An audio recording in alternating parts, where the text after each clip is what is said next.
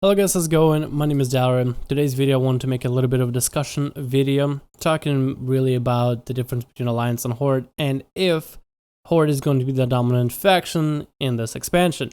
With the introduction of Legion, they didn't really do anything specific to racials. They did change the human racial from a CC breaker to only a stun breaker, which is still very good in the game. But they also kind of messed up the racials by adding in the PvP talents. And what I mean by messed up, and I guess that's like a weird way for me to say it, they didn't quite mess it up, but they did kind of like shake up the bag. So it is a little bit different. Now, racials are less important for PvP with Legion as everybody gets a trinket, and you even get different variations of trinket. First of all, everybody gets a 3-minute trinket, which is a bit too long, but you can use PvP talents and honor talents to change it to the trinket you all know, the 2-minute trinket. Or give it yourself a different effect, maybe a 1-minute trinket that will break out of any CC that is that's longer than 5 seconds long. It'll just insta break itself, but has a 1-minute cooldown.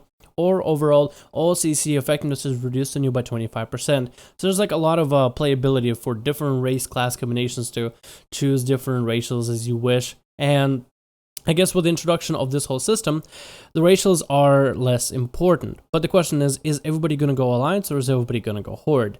And it is an interesting question because everybody wants to be able to play with the best faction. If there is an inherent difference like what we saw in World of Gender where the human racial was just that much stronger, it only made sense for most people to go to the Alliance. As a druid, you would have the Night Elf racials, which I guess weren't any worse than the Horde racials. And as a class that could play human, you actually just simply dealt more damage. So most DPS-based classes almost inherently had to go Alliance and had to go human. It was just that much better. Warriors were the best as human. I'm pretty sure Death Knights were the best as human, had the most damage. Monks had more damage. Rogues had more damage. And those are some of the classes that really kind of dominated the PvP scene. You also had Affliction Warlocks who were able to deal more damage because you could grab for a haste trinket. So your dots could always tick faster and you simply just had an advantage over the Horde racials. But now with the Legion introduction and the redone, the complete reset of all the racials and the trinkets with the PvP honor system, and the fact that everybody gets inherently a PvP trinket, it is that much harder to decide which one is better. And I guess the question of today's video is which one is better? Is Horde actually that much better? I decided to take a look at some of the, information online, some of the graphs that are pre-made, and some of the sources that you can find easily on Google to see if people are making a switch to Horde, because that is something for a lot of people to consider, especially if you are competitive at PvP. The reason you might even want to keep up with the faction and stay on the faction that is performing better is because most good players, most high-rated players that you do want to play with, if they are all going to one of the other factions, your chances to get better at the game and to be able to play with those players are better on that other faction. Of course, this completely discounts the idea of being able to play with your friends or just having a one preference of one faction over the other. Let's say you like Alliance because Night Elves, or you like Horde because Undead. If you have that kind of preference, I feel like that's a whole another topic, and if you enjoy whatever you enjoy, or if you decide to play what your friends are playing, I completely understand you on that. I would be playing the same faction as my friends. As far as I know, only one of my friends is going to be playing, my IRL friends, only one of them is going to be playing Legion, so for us it's really easy to decide whether both of us are going to go Horde or Alliance. For now, both of us are Alliance, but I am having some second thoughts and maybe am kind of speculating on maybe going Horde, and that's why I'm making this video. But if you take a look at the graphs, there's nothing really to improve upon for now. We see that Takanji had a major switch over to the Horde side. And if you look at some of the other streamers, most of the PvP streamers, if you are watching them play on the beta, most of them are on the Horde. Most of the people that are playing on the beta and are better players, and it's really easy to tell who's a better player, who's not. Most of those players can be found on the Horde side.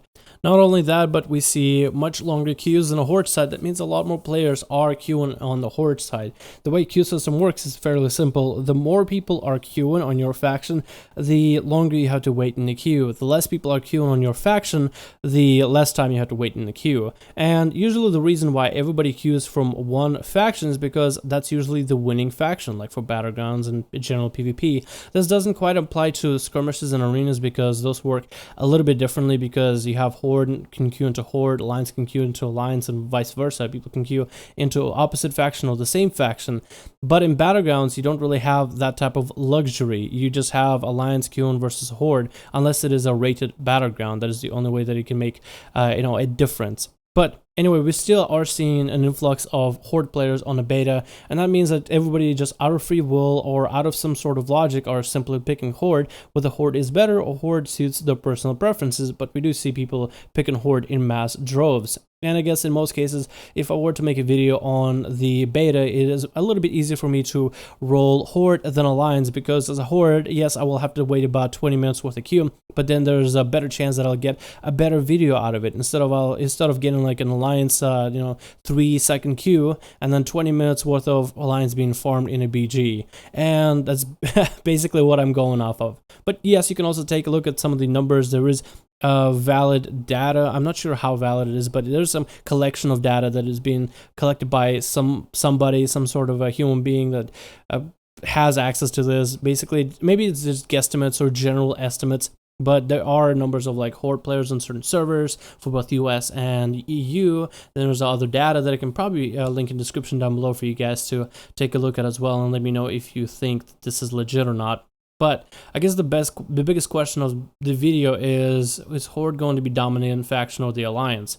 I did make a video talking a bit about the differences between racials and which racials look like they're going to be the best for both Horde and Alliance. And hopefully I'll remember to link that video in the description below. If I don't, somebody tell me in the comments, because I usually do forget to link those kind of things at the end of a video. But when you take a look at the racials, you find that Horde has probably some of the better extremes when it comes to race class combinations, like Blood Elf, Orc, Tauren, Undead. All 4 of those, and even Troll, so that's 5 of those. All 5 out of the 6 races on Horde have a particularly strong role as a certain specific class, and it kind of covers just about every single class in the game. On Alliance, you have 4 races with really good racials that make them, or actually no, 5 races with really good racials that make him great healer, but none of them really make him a really good over-encompassing DPS for the most part. The only one that ended up spreading to more than one character class combination, as in like that race and the racial for it works well for multiple different classes, was the gnomes, and they basically encompass every single melee class because they do have some advantage towards the melee and dealing more damage as melee. I guess what I'm trying to say is I was really hoping for more of a balance, but I guess it's completely fine. Instead of getting a balance, we're getting a tilt. We're going to have an overspill of core Alliance players into the Horde side, or people that are not really Alliance or Horde, I guess, loyal, the loyalists. I had one on my stream come in, he said that he is like, I don't care, I'm a proud Alliance member, and for Varen Bryn kind of deal. It was just like, it makes sense for most PvPers to want to play the better faction, because then if most better players are playing on that faction, then this is something you can learn from. And I'm the kind of player that still has a long way to go in learning how to play Rogue and getting better at Rogue. I feel like the only way I can improve as a Rogue is if I know that I can play with players of my level and players that are willing to improve, or play with players that already know what they're doing. And if most of those players are going to be found on the Horde side, then I'm going to have a small list of people that I'll be able to play and improve upon as a Rogue. I mean, I have a lot of friends that play classes like Pharaohs, Warrior, Hunters, Mages, but not all classes can a Rogue benefit well with. Like a Rogue Warrior might benefit in certain arena comps as a heavily Mongo cleave, but in the past, a Rogue Warrior has never really been a good combination. The best you could do is Mongo down a healer and then hope for the best. But if I am looking for something competitive like a Rogue Boomkin, Rogue Mage, Rogue Hunter as a double DPS, Rogue Healer, and specific Rogue comps like RMD, RMP, maybe Rogue Lock, Warlock might be viable. Not every single class I can play with and work with, so if I were to go to a server where a lot of better players hanging out at, then I have better chances to personally improve upon. And I guess it's really a question of, I'm thinking like if this is a concern that I'm having as somebody who PvPs and does try to improve upon his gameplay as best as I possibly can, then I'm pretty sure other people would have those same questions, those same concepts in mind. So let me know what you guys think about the video. Let me know what are your thoughts on the Horde versus Alliance conundrum that I'm having right now. I am currently enjoying playing pre-patch in the beta. It doesn't really make it too big of a difference which race class combination I am playing. But if most players are going to be found on one faction or the other, then it is going to be like a Warlords of Draenor spill, where a lot of people that were primarily Horde players had to play Alliance in order to get a higher rating and in order to improve, because the racials were simply that much better. So I guess the question is, do you think the Horde racials are that much better? Do you think there's going to be a big spill, or do you think it's all pretty balanced and you think there's actually going to be a pretty decent balance in Legion between Alliance and Horde for PvP? Thank you guys so much for watching this video. I hope you enjoyed. Sorry it was a long discussion video, but I thought it was worth my time, and I thought maybe it might be worth your time. Thank you for watching. Appreciate it, guys. Have a good one, and I'll see you guys in the next one.